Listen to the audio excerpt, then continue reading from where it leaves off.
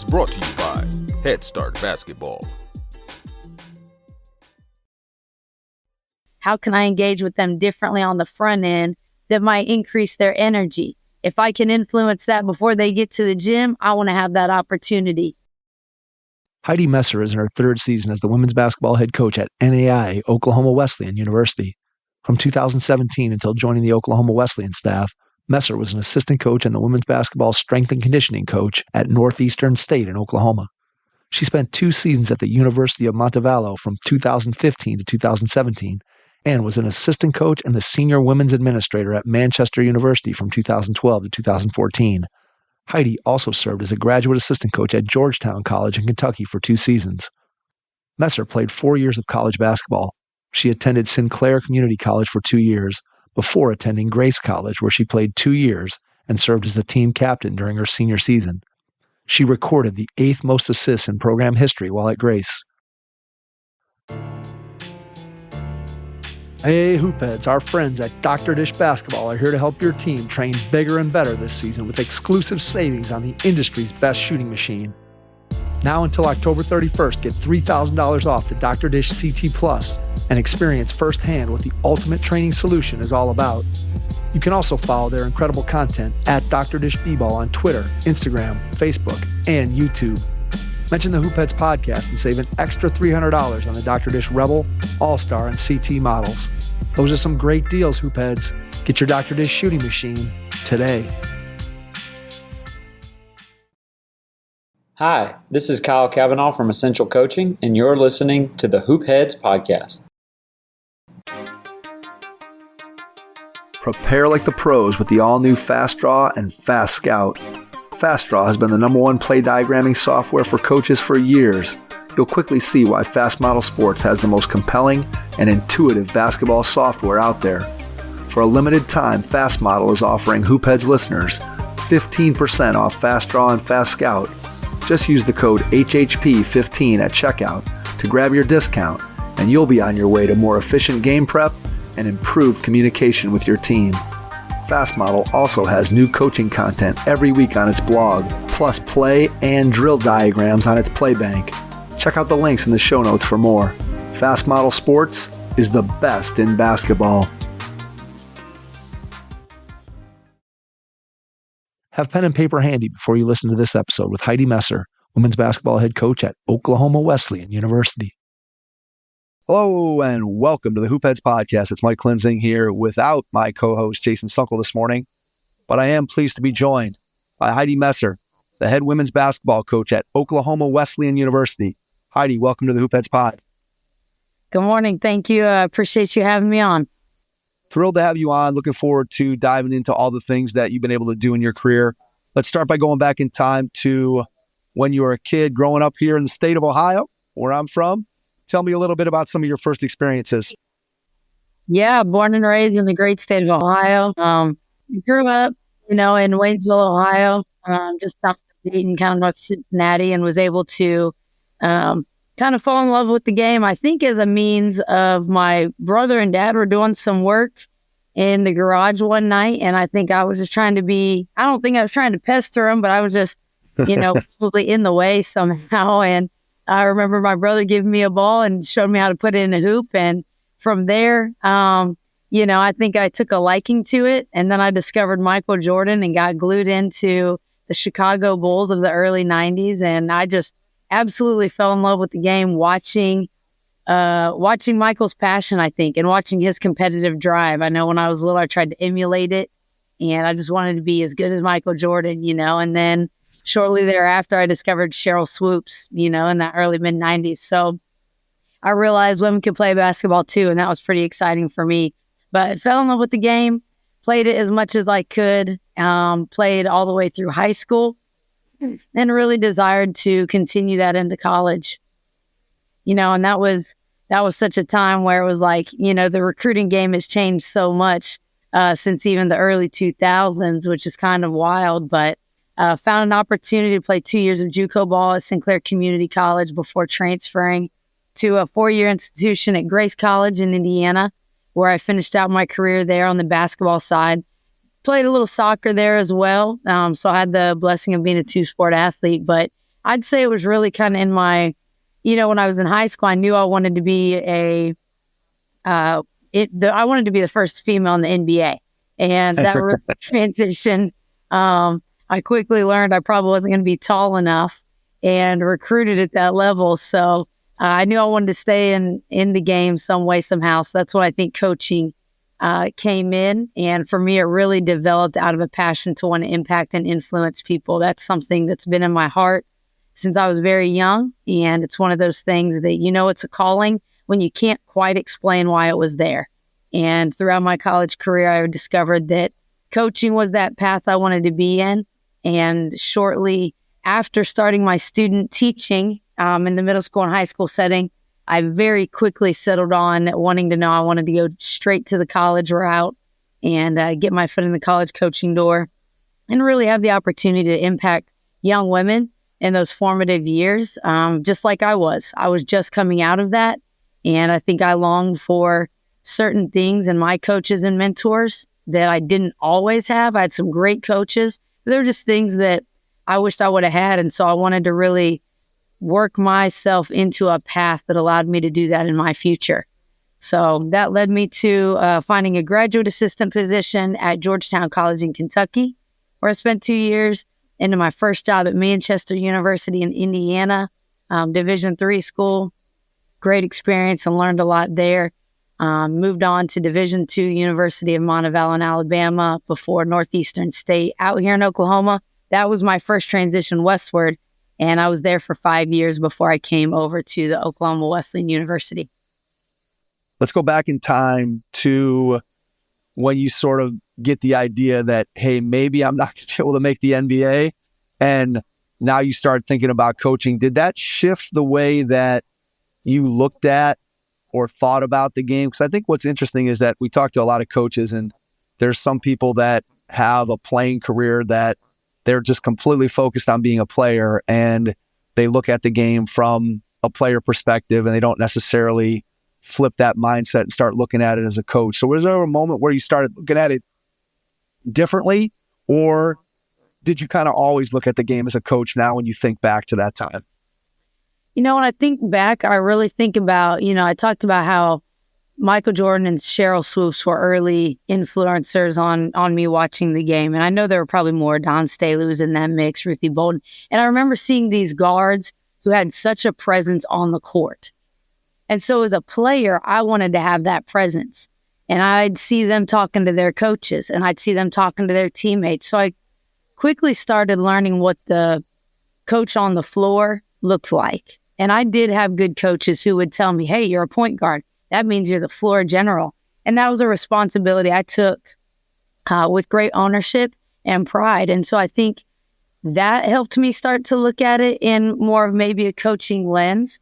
I don't know that it was until probably my college years that I started to truly take on that lens of things, of looking at it. But I know at Grace College, I played under Coach Bloom there, and he gave me such great leeway to be an on-court coach.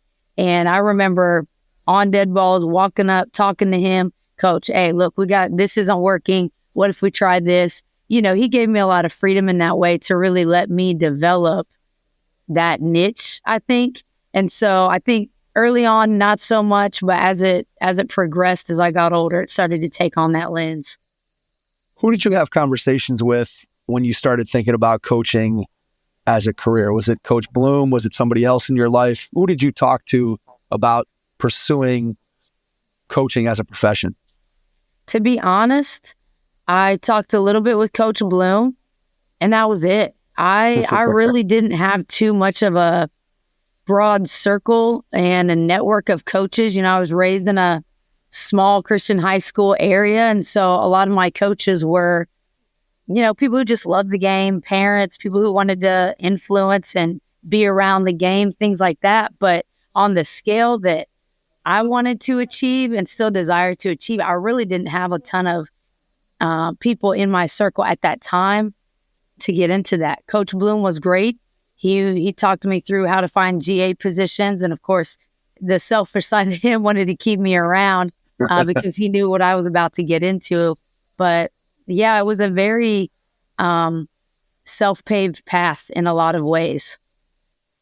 Why college coaching? So you go into your student teaching experience, and I'm assuming that you kind of thought maybe that was a route that you were going to go, being the high school coach, high school teacher.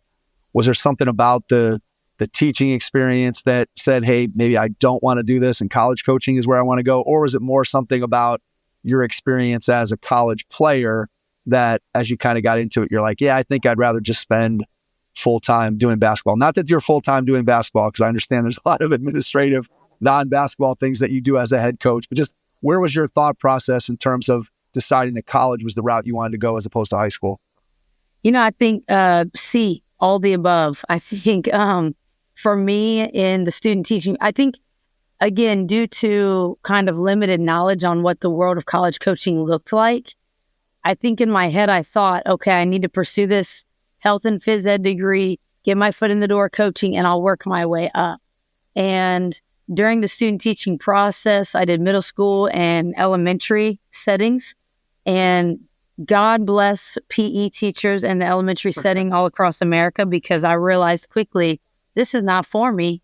I need to go straight to college and influence those like myself. So it was very much a combination of my experience as a player, as well as, this isn't the setting that I'm passionate about and want to thrive in every day, And so it was very much a combination of the two, knowing my experiences as a player and a developing collegiate female athlete, what I wanted to influence and impact, and the level at which I wanted to do it became really clear to me very quickly.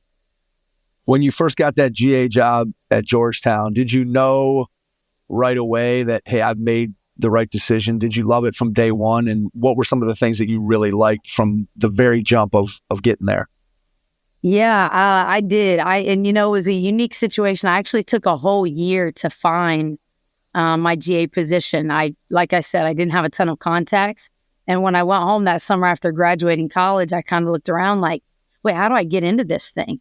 And I reached out to every college coach that had ever recruited me, that I had played for, see who they knew, and just started sending emails like crazy to find that GA position. And it was a former assistant of mine from Sinclair Community College, Andrea McCloskey. She had actually become an assistant at Georgetown College in Kentucky. And she called me late in August and she was like, hey, it's late. I know this is kind of out of the blue, but are you interested? We're opening up our GA position again. And I knew I had made the right decision, because I left without any hesitation. I got that phone call on a Thursday. The head coach, Susan Johnson, called me on a Friday. I was there Monday for a visit, and I was moving my stuff 3 days later. I mean, it was automatic. And I think I had to take a independent study because they were already a week and a half into the semester. So I knew it was right from the jump. I knew I loved the setting of it, and just being in that environment of like-minded people, players who had, like myself, wanted to continue on and play at the collegiate level, who still had some development to their game, but really just needed people who wanted to mentor and influence them and pour into their game and speak that life into them. I knew it was right from the jump. What's something that you learned that first year that you still carry with you today in terms of who you are as a coach? We had a very busy office. Andrea, Coach McCloskey, she was the assistant there, and our door was always open. Players came in, relationships were important, and I knew that's the kind of office I always wanted to have as an assistant. I knew those relationships were going to be a key piece to any program that I would be a part of or lead.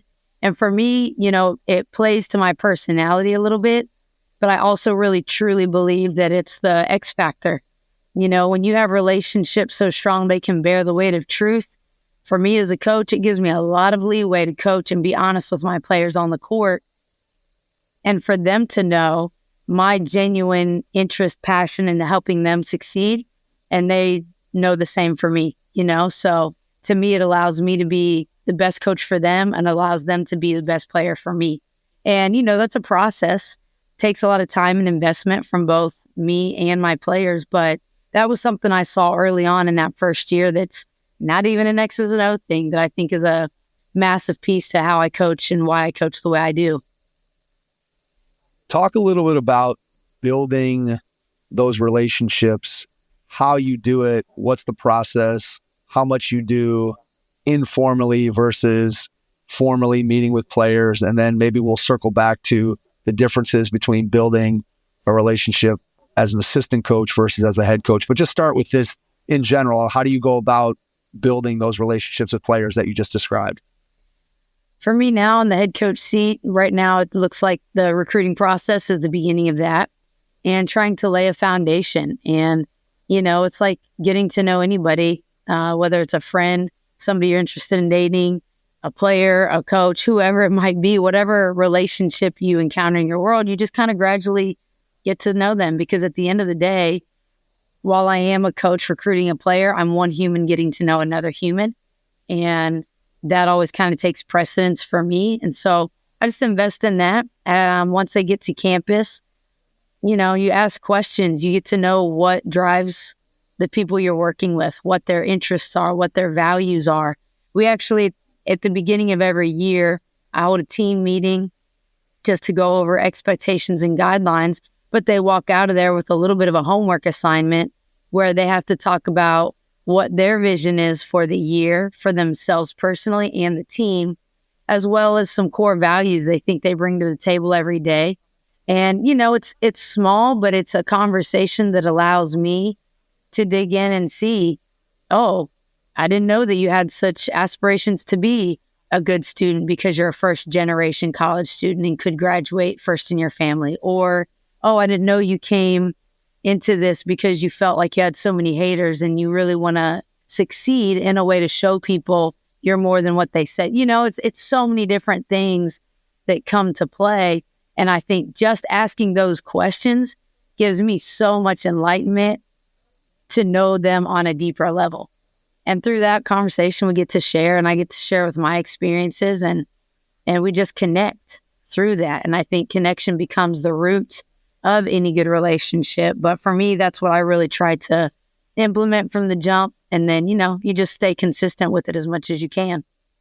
Do you feel like there was a change or just more of a challenge to build those relationships as a head coach versus an assistant? Is it just different? Is it not different at all? Just what's your experience been like in terms of, again, developing that relationship with your players? Yeah, I think as the assistant coach, you're always the safety net. So Even if you have to hold them accountable, I think they kind of think you're doing it on behalf of the head coach. And so they're like, going to let it go. But, they, as the assistant coach, you have more leeway to maintain that relationship in a different capacity. As a head coach, I feel like I have good relationships. And then there's days where I'm like, well, I don't know. They may have a short memory. They might have blown that out the door. But again, leaning on the strength of those connections and relationships, when they're back in my office the next day and we're not talking about practice, they're coming in for something totally different. It lets you know, okay, they're still here. That's good. That's the most important thing. And I am too, and always will be for them.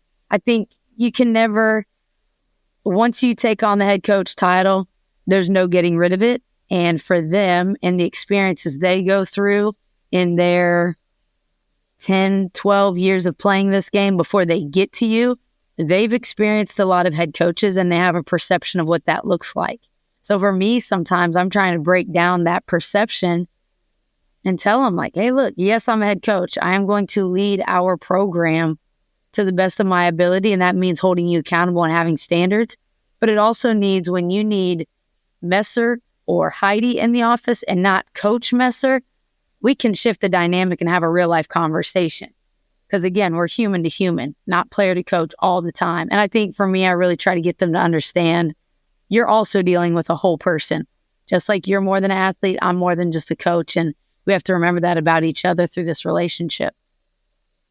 Yeah, that ability to sort of show the human side of yourself as a coach, I think that's something, again, maybe you go back to the time when you were a young kid. I don't know that philosophy was as prevalent in coaching as it is today, where today we have coaches who, again, are much more willing to share of themselves and kind of their personal life and their challenges and their being vulnerable, I guess is a good way to say it, and just letting kids know, like you said, that there's more than just a basketball coach here as a human being. And I think by cultivating that and sharing that with players, then conversely, you get them to be able to open up and share some of the things that you described with you.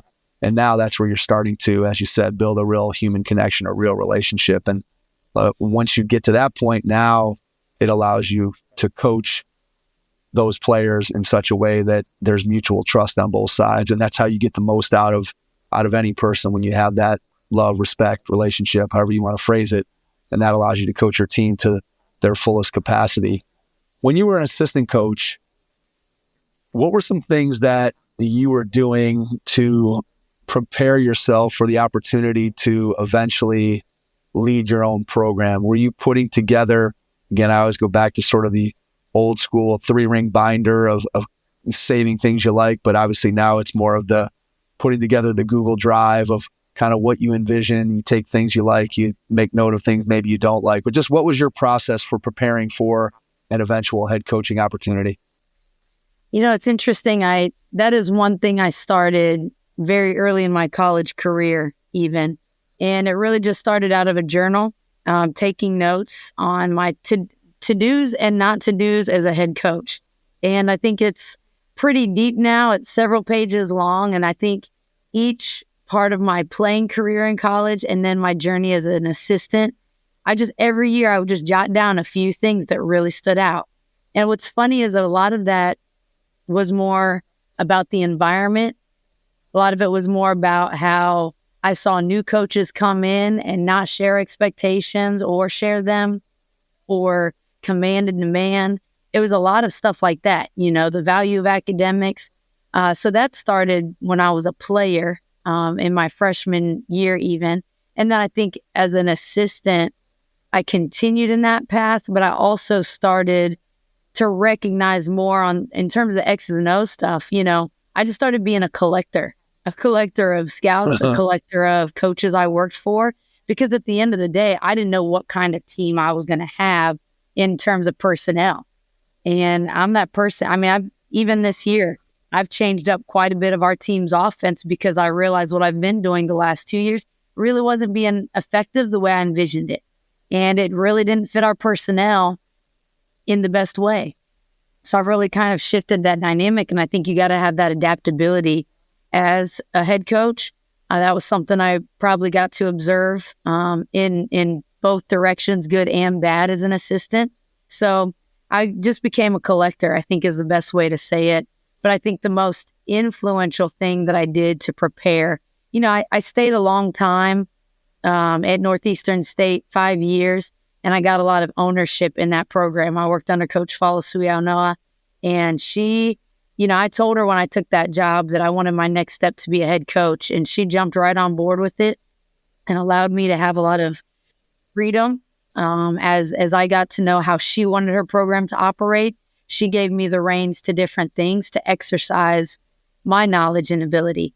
And along with that, I joined the Winning Leader Program Leader Kit with Jeremy Boone. And if people don't know who he is, I would highly recommend they go look him up. I know you've had Steve on this podcast, and he works with Jeremy now as well. But that program developed me as a leader and taught me the importance of having a vision and a roadmap for how to truly build a program and do more than just, okay, let me be a cool coach that's got good relationships and try to have a good productive practice and win games. It really gave some depth to the life of what it means to be a head coach and run a program. So I think that was probably the most influential non-X's and O's thing that I did. And like I said, other than that, I just became a collector. Would you say that leadership piece, if you look kind of at the time leading up to getting the job at Oklahoma Wesleyan, would you say that leadership piece is an area where you feel like you grew the most in your coaching? Is there another area that you might touch on there that you feel like, hey, when I started, I wasn't really very good at this, but as I progressed through my time as an assistant, that I really improved? I don't know if you want to take the leadership piece of that or take something else, but just what did you grow in the most as a coach from the time you get that first job at Georgetown until you take over your first head coaching position? I think finding my voice was probably the biggest shift in all those years. You know, when you work for different people, and I was quite a bit of a people pleaser early on, and I would still say I am to a degree, but with some balance to it. You know, I just wanted to be a really great worker. I think early on in my career, I thought, man, let me be the Chris Daly to a Gino. I'm cool to be an assistant for as long as I can be. Like, I love this role. I don't mind being behind the scenes, being the doer, being the conversationalist, being the go-between between players and head coaches. I love that role. And so that was big for me to come out of the behind the scenes into finding my voice. I remember the first time I had to run a practice, I was so stressed out and nervous because what if I don't say what they want me to say? What if I don't coach us up the way they want me to coach? I was so frantic. And so I think finding that boldness, that voice, that confidence of like, look, basketball is a simple game. Let's make sure they're working hard and cleaning up what our coach wants to clean up, doing what's going to be beneficial in our program to make us excel when it's game day. That was a big piece for me. I was always a leadership nerd, so to speak. Read the books, listen to the podcasts, consume. But I needed to apply it, and I needed to be challenged to apply it. When I was a player, I loved being coached. I didn't mind the workouts. I didn't mind being pushed. I'm an adult. I joined CrossFit for the same reason. I wanted to be pushed and coached still in my 30s. And so I knew that I could only consume so much before I needed to be challenged differently. So while I've always been into the leadership, the communication, the relational growth, I think the leadership piece was a monumental growth piece when I got challenged to apply it in different ways and to take different approaches to leadership, to be the guide, not the hero, not always tell them the answers to everything that's in front of them, but to help them find that self-discovery for, oh, this is what helps me succeed. This is what I truly want. This is what drives me. I think a lot of times as leaders, we desire to impact them so much that we want to enlighten them and make their path easier. And it doesn't make us a better leader for them, and it doesn't make them a better individual in their path and in their process. And I think that's tough. I'm sure I know I still struggle with it, but that program taught me to lead differently in a deeper, more meaningful way that I think did profoundly impact my readiness and my confidence and my voice to then become a head coach. And when I had that recognition, the switch flipped and I was like, oh, it's time. Okay. I no longer want to sit in the back seat. I don't want to be on the side. I see things that I think can help a program that I would like to do and implement in my program. It's time. Let me send out all the applications. Here we go. So it lit that fire quickly. I can totally understand that finding your voice, and especially as a young coach, you're stepping in and there's times where you're like, I don't know. I remember when I first started coaching and I'm 24, 25 years old. And I started out as a JV coach and then I became a varsity assistant. It was the first time I'd ever worked for somebody. And I know there were times just like you described where head coach, sometimes he'd just step into the office to take a phone call. Sometimes now I look back and I think he probably did it just to make me kind of find my voice and take over the practice. But as you stand there in front of those kids for the first time and you're like, okay, now I got to figure out what am I doing? Can I hold them to the same standard that the head coach was doing? And it takes time to be able to find that and to have that confidence. And so I can relate to that experience that you just described. And I think a lot of coaches probably find that to ring true, that you got to really figure out who you are as a coach and get that confidence. And then once you do, then it's kind of off to the races. Hey coaches, we know you're invested in the next generation of athletes, so why not give them the star treatment this season with Game Changer, a free app that provides you with the tools to help your players improve. Review game film, game stats, and cumulative season statistics with your team to keep players motivated all season long. Live stream your games for free and enjoy automatic highlight clips. Download Game Changer now on iOS or Android. Game Changer equips your team with the tools they need to stay engaged. Download it today and make this season one for the books. Game Changer. Stream, score, connect. Learn more at gc.com/hoopheads.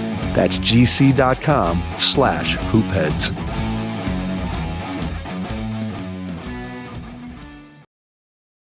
Tell me about the interview at Oklahoma Wesleyan. What do you remember about it? Was there any unique questions or anything that struck you as, hey, this is kind of this is the right place for me? I don't remember a ton about the interview in particular in terms of questions and things like that. I remember recognizing the vibe, I might say. Like, this felt like, oh, I went to college here. It had a lot of similarities to Grace College where I attended. And of course, you ask the questions about the scholarships and the league and the conference and all that stuff. You do your research.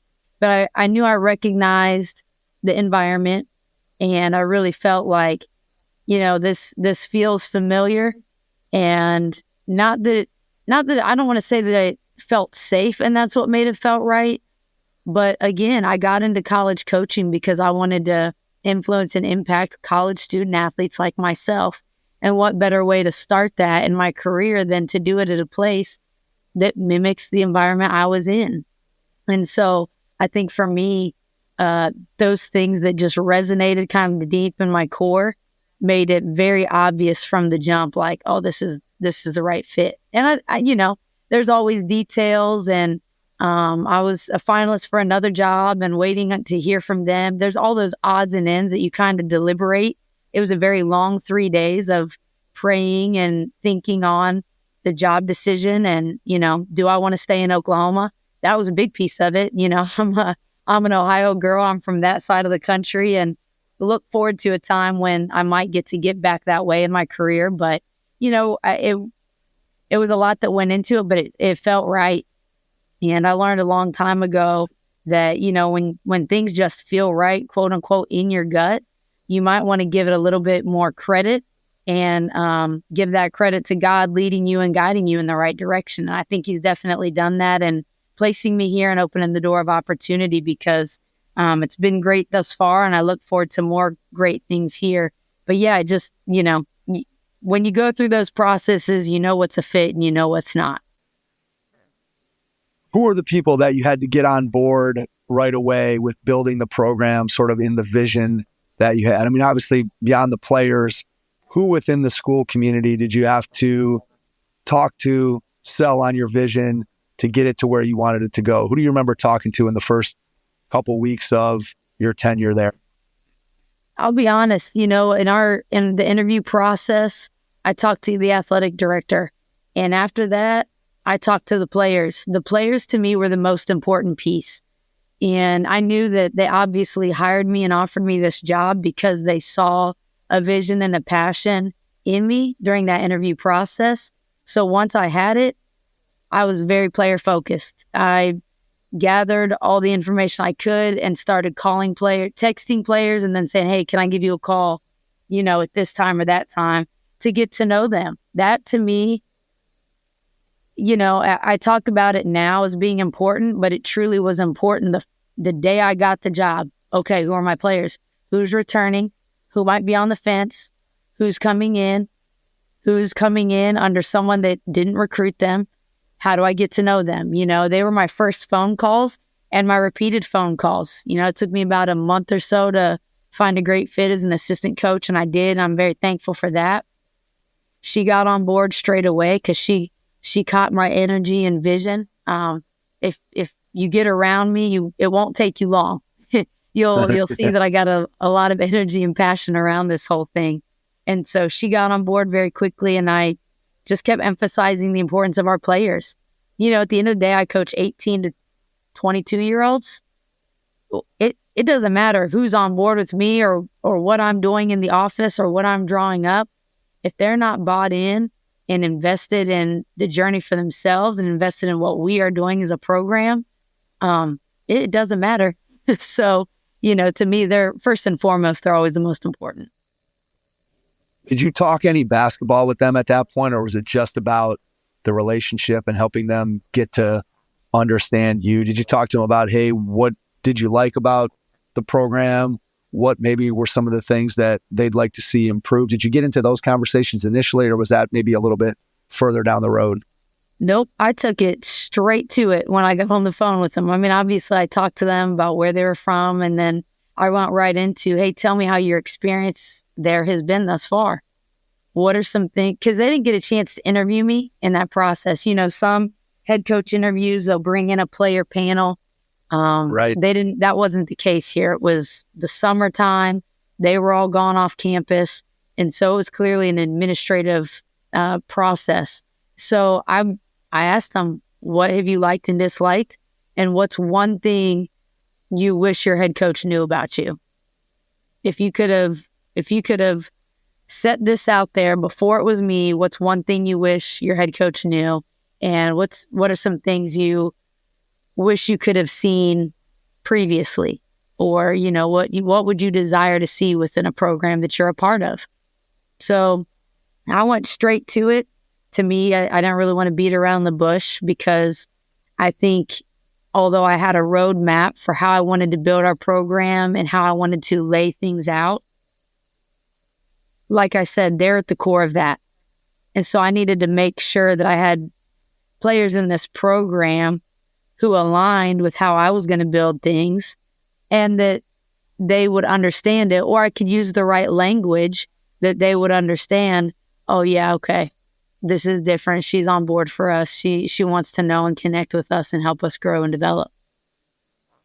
Once you have those conversations and you get into the position and you start heading towards that first season, what was the most surprising thing about being a head coach? Maybe something that you didn't realize, maybe you had a bunch of things. Well, just as you got into that job, obviously as you're an assistant, you feel like, I'm ready for this. I have a pretty good feel. I've seen and worked for several head coaches at this point. But was there anything that surprised you about being a head coach? Yes. The thing that surprised me most about that little 6-inch slide is the fact that it mentally never turns off. It mentally is constant. I was such a doer as an assistant coach, and I thought, man, I'm really tired because my to-do list is long. And, you know, when coach calls and says, hey, we need this graphic. Okay, all my stuff just went to the back burner. I'm going to do this for her straight away. So she has it on time, has it before she has to ask for it, can review it. You know, I was that kind of an assistant. So I was very much high sense of urgency and on the go. Now I have that, you know, there's still plenty of tasks and to-do lists, Right. but there's also a mental component. You know, I come home in the evenings and I think about, okay, I'm meticulously playing this practice. What were the highs? What were the lows? How were the engagements? What kind of environment did we create today? Were they stressed out in practice? Is that why their energy was low to start? Was it me? Did I create that? I don't know. I was in a good mood. You just go through all these things. Well, how are they going to show up tomorrow? How can I engage with them differently on the front end that might increase their energy? If I can influence that before they get to the gym, I want to have that opportunity.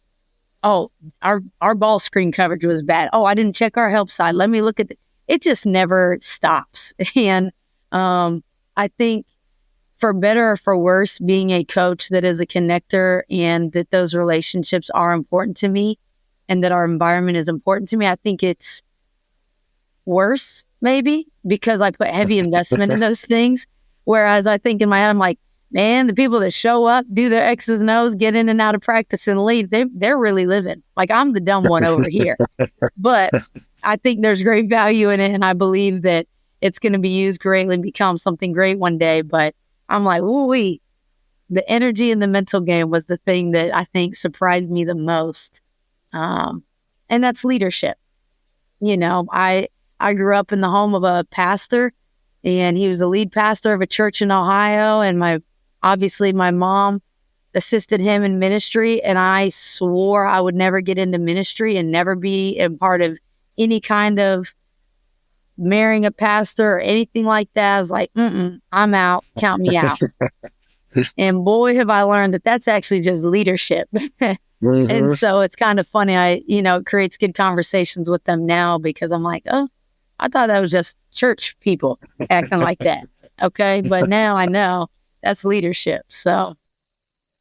Yeah, absolutely. I mean, I do think that there is a huge difference in your mentality and outlook as an assistant coach versus your mentality and outlook as a head coach. And there's probably lots of things that you can point to as to reasons why, but that feeling 100% is real. I think as an assistant coach, I don't know if the word is easier, but you can leave it behind for a little bit when you're at home or when you walk away from practice. When you are a head coach, every single detail, win, loss, practice, situation, everything just sticks with you. And I don't care. It doesn't matter what level you're coaching at. I know when I was coaching my kids in third grade rec basketball and we'd lose a game and I couldn't sleep for the next 36 hours thinking about what I could have done differently with a bunch of kids that could barely dribble the ball.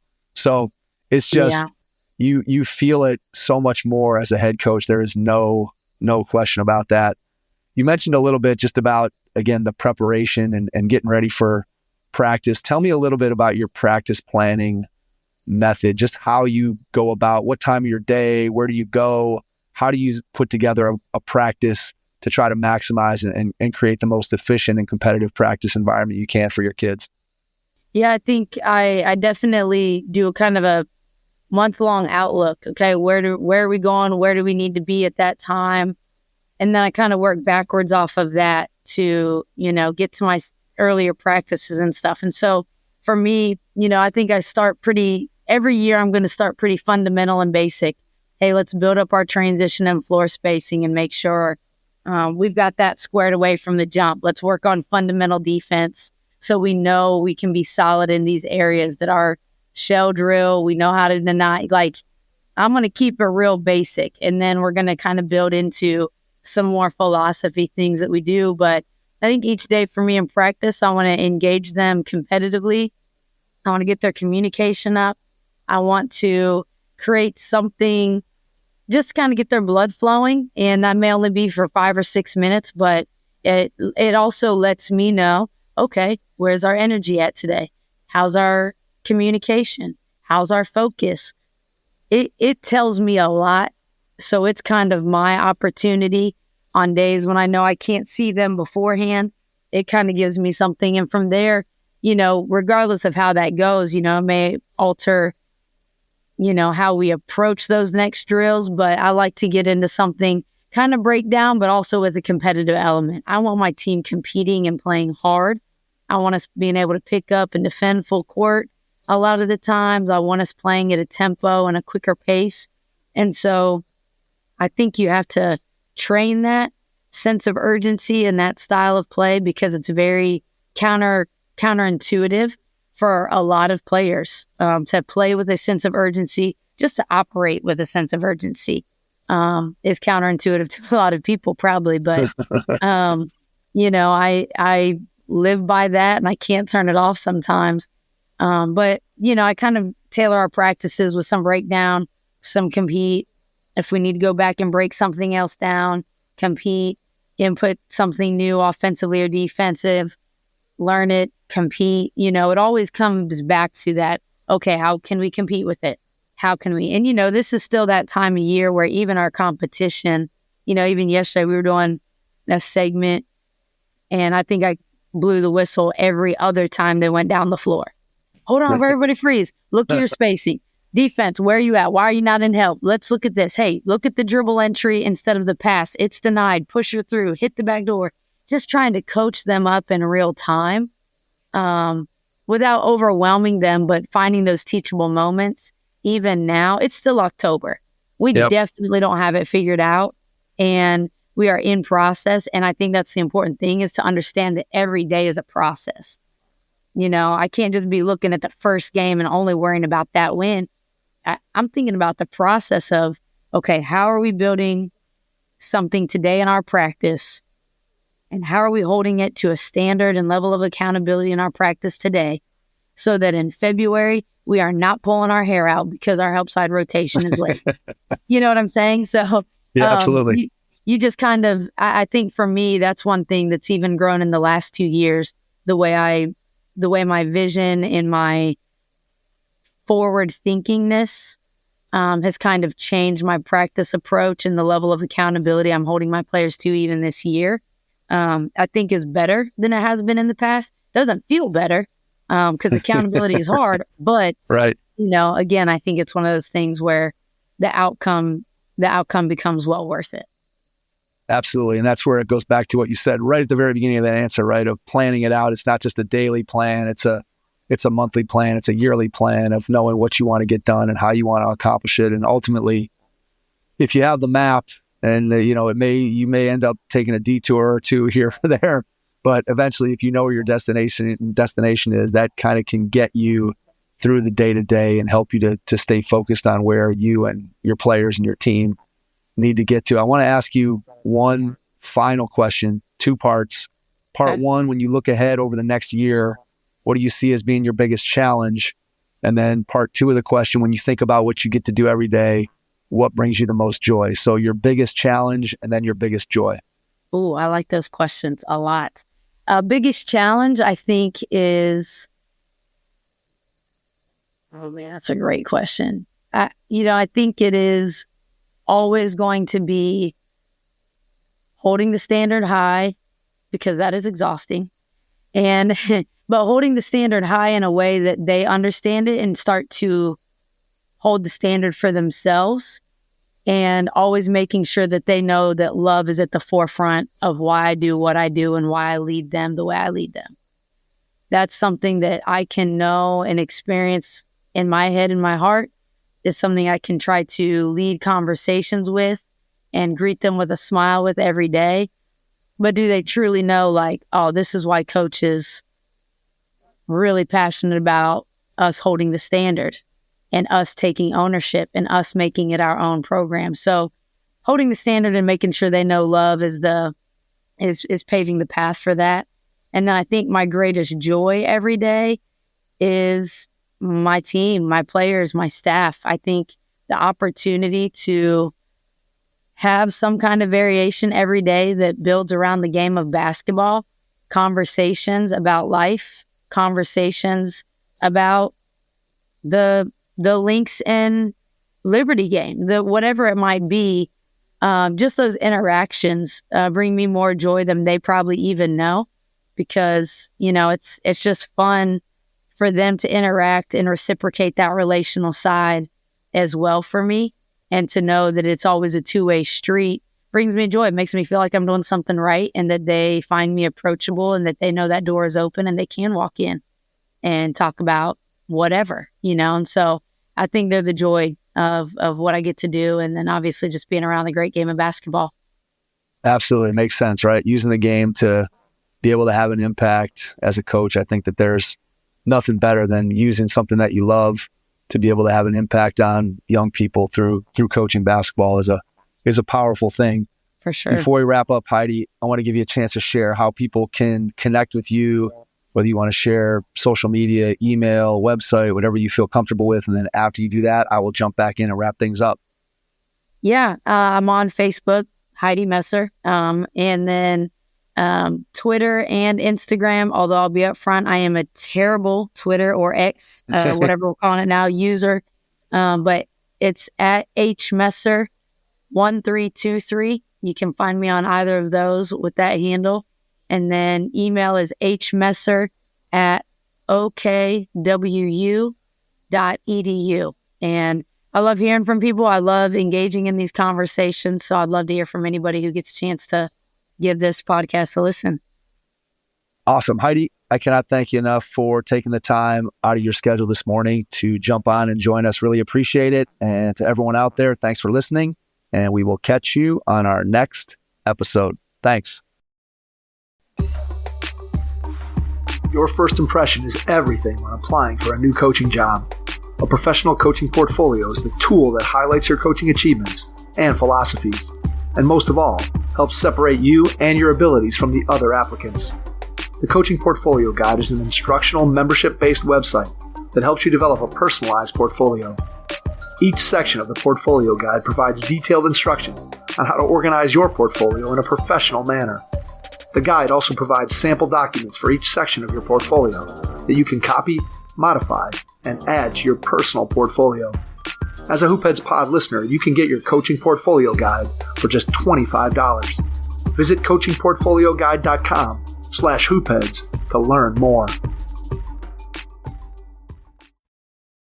Thanks for listening to the Hoop Heads podcast, presented by Head Start Basketball.